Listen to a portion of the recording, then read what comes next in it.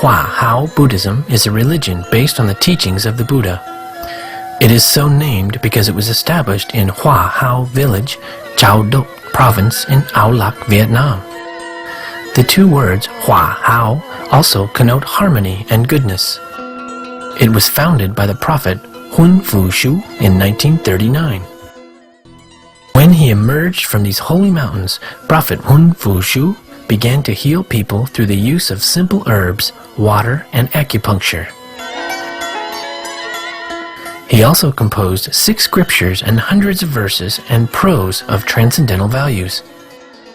His style of writing is comprehensive, concise, very appealing, and easy to understand. Today we present excerpts of the teachings of Prophet Hun Fu Shu.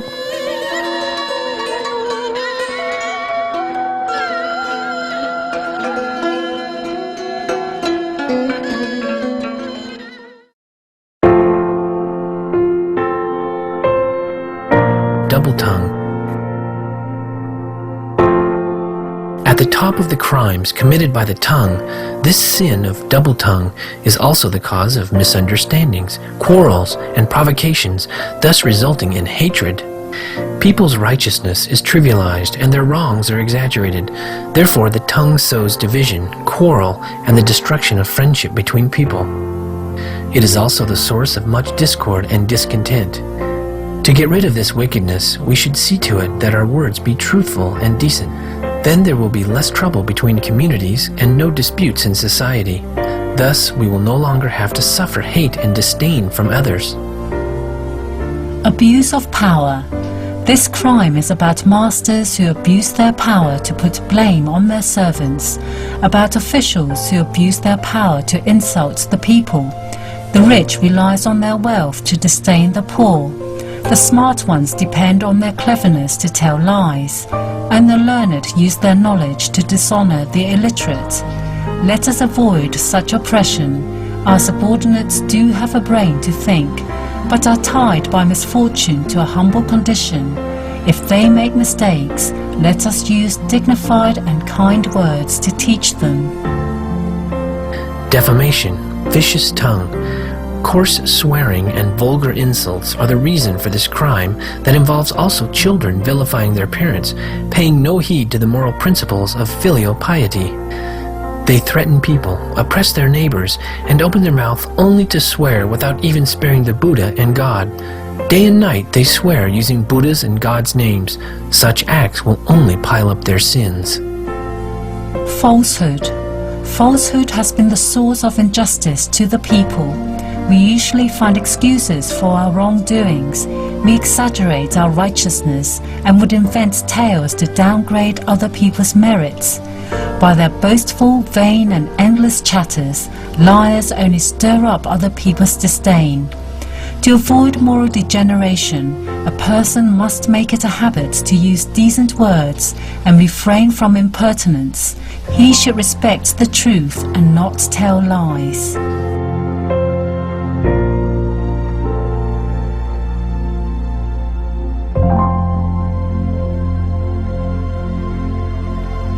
Greed.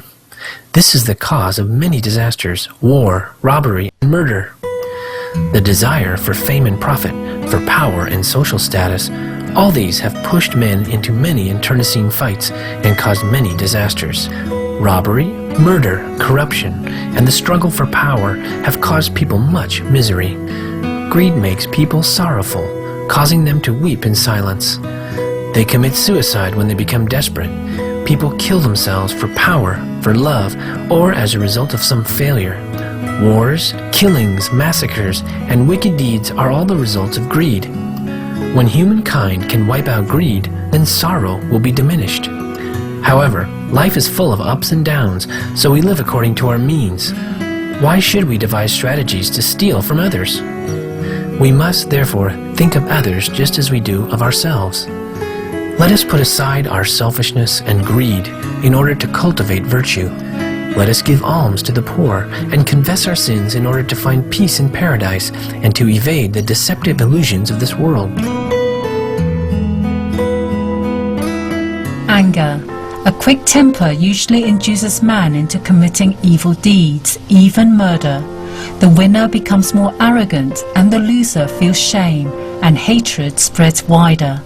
We lose our mind when we are angry, thus anger makes us lose our self-control, causing us to become wicked and cruel, having no consideration for justice, for right and wrong. When we keep our temper in check, we feel free and our mind is more relaxed. Let us be generous and forgive the sinner. Let us be patient and not quarrel or strive for supremacy, so as to avoid hatred. Ignorance. This crime is the result of poor judgment and thinking. A person can rarely distinguish between what is right and what is wrong. He persists in keeping his prejudices and refuses to recognize the truth. He is ignorant his entire life, being fond of useless thinking, stubborn, and behaves wickedly without trying to find the path to liberation. Let us erase superstition, agree on moral principles, avoid the path of error, awaken from illusions to break the veil of darkness which shields our mind, and walk on the path of virtue to gradually reach immortality. On the Noble Eightfold Paths, after the eradication of the 3 karmas or retributions, let us act according to the Eightfold Paths. After the sins have been suppressed, the 10 happy ways will appear. We are just taking another step on the path of virtue. Such progress does not mean we have reached our goal. Therefore, we must subsequently practice the Eightfold Paths, as this is the daily book of prayers for anyone who wants to escape the path of error and get on the road to salvation. The Eightfold Paths consists of right understanding, right thinking, right action, right effort, right livelihood, right speech, right mindfulness, and right concentration. Right understanding.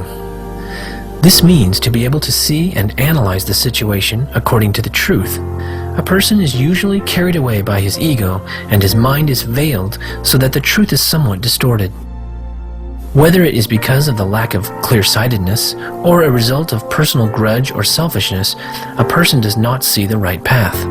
Therefore, he cannot have the right judgment, thus resulting in people being victims of injustice, which is why right understanding teaches us to use our mind to analyze every situation, to examine it carefully in order to avoid error in judgment, be it ours or theirs.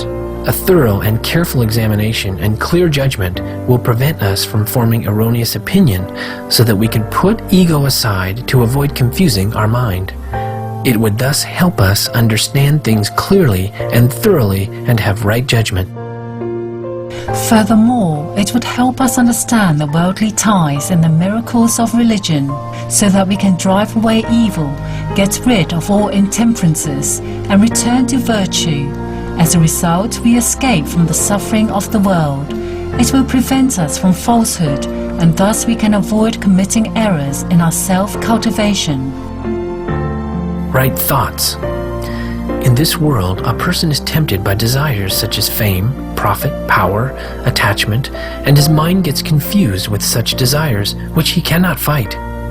This is a vicious aspect of life.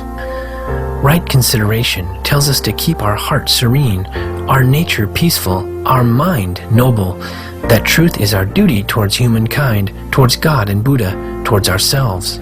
We must therefore use our mind to try to help living beings in the cycle of misfortune. Let us believe in Buddha and God and pray to the Almighty for His blessings. Let us find liberation for ourselves by happily practicing in accordance to our religion, regardless of whether we are rich or poor. Right action. The activities of Buddhist monks can cause no evil because they are confined to meditation, prayers, reading and writing books, and maintaining their temples. In contrast, those who practice spiritually at home have to earn their living. Some engage in small businesses while others are involved in various trades. However, Although their lives are dependent upon their livelihood, such dependency is quite different from that of the dishonest people and thieves, and they do not engage themselves in deceptive and malicious undertakings. In earning their living, they also pledge to reject professions that do harm to humankind: prostitution, commerce of narcotics and alcohols, usury, speculations. Although those who are engaging in these harmful professions do not force their customers to buy their services or products, the fact remains that their businesses are the very cause of ruining, degrading, and debauching the people. They are accomplices, and the criminals are those inveterate addicts and drunkards. That is why right action prohibits the practice of the above-mentioned professions. Those who practice spiritually at home do not kill living beings, nor do they strike or harm anyone, which may result in committing evil actions. Right effort. Right effort advises us to keep our beliefs firm. We must remember that the work of the Almighty is to save human beings from suffering. We must keep in mind that sentient beings are engulfed in an ocean of suffering, that as long as some living being have to suffer, we will suffer with them, and that it is our duty to awaken those in this world so that they can free themselves from the bad karma or retribution of their previous existence. For that purpose, one must return to reason and keep our focus on nirvana, or the highest paradise, with the determination to improve ourselves and become enlightened in order to help others. We must get rid of all sorrows or evil by quelling the 6 sensory organs and persevering to keep a clear mind, serenity, happiness, gravity, in our determination to reach nirvana, or the highest paradise, and to help others on the path to liberation. Right livelihood. A person is used to regarding his body as the center of the universe and considers it as something precious and thus takes care of it. That is the result of the 6 sensory organs: eyes, ears, nose, tongue, body, and mind. The eyes like to see beautiful things, the ears like to hear sweet sounds, the nose likes to smell sweet scents, the tongue likes to taste delicious food, the body likes to be well treated, and the mind likes temporal power. A person looks for every means possible to strengthen his body. Such concerns tarnish the mind and make it so blind that he no longer thinks of suppressing the bad karmas or retributions. Let us therefore avoid anything that darken our mind and rid ourselves of pompous and frivolous things, and be in control of our physical body in order to find the path to immortality. Let us practice meditation and inner contemplation to achieve nirvana, or the highest paradise. Right speech. The 6 sensory organs cause people to be caught by the 6 worldly sins. As a result of our wish to nourish our body, we have desires which are the source of sins. Among the sins, 4 of them are caused by the tongue: the double tongue, people in disagreement; the abuse of power, consists of insulting subordinates; the vicious tongue, wicked, vulgar words, offending divinities; and falsehood, telling lies. Let us train our tongue so that our speech will be decent and truthful. Let us get rid of lies and cunnings and vulgar and coarse words. Whenever we have to discuss something, we must make it clear and straightforward. To our superiors, our speech must be virtuous, and the advices which we give others to guide them in the right way must be the same. Such behavior is beneficial to others and is in compliance with the moral principles. Right mindfulness. This consists in recalling righteous things. We remember what remains and what is lost, successes and failures, likes and dislikes. The 7 passions and the 6 desires have forced humankind to waste a lot of our mental power for their sake.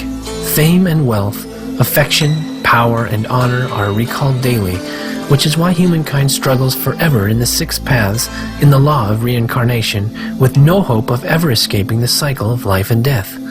To be freed from transmigration and to put an end to this miserable life, let us think of a way to propagate our religious beliefs, rid ourselves of excessiveness, and engrave in our hearts the Buddha's meritorious services towards sentient beings. We must remember that the body is created from earth, water, fire and gas, and that sooner or later it will return to the earth. Only through right mindfulness would we be able to eradicate the sources of the troubled emotions and vicious desires with all their evil consequences. Right concentration. Human beings yearn to live longer, to get richer, and be happier. They do not understand that life is transient, that wealth and cultural heritage are just like drifting foams or clouds pushed by the wind. Birth, illness, old age, death, such are the conditions which are laid upon one person after another, upon all of humankind without exception. However, human beings lose their head in their quest for fame and profit, riches and honor, all those shabby and vile things. They do not try to understand that, aside from the ephemeral nature of life, there is nothing that is unchanging, nothing is permanent. If we use concentration to break through the veil of darkness, we will see that there will be no sadness, no misery, no transmigration. And when we use right concentration to get rid of all grief and sorrow, to drive away all desires that tempt us into evil ways, our mind will not be confused any longer, and our mind will be as clear as the full moon, the color of which is bright and is not tainted by external forces. We will feel free from worldly ties and gradually reach the realm of liberation.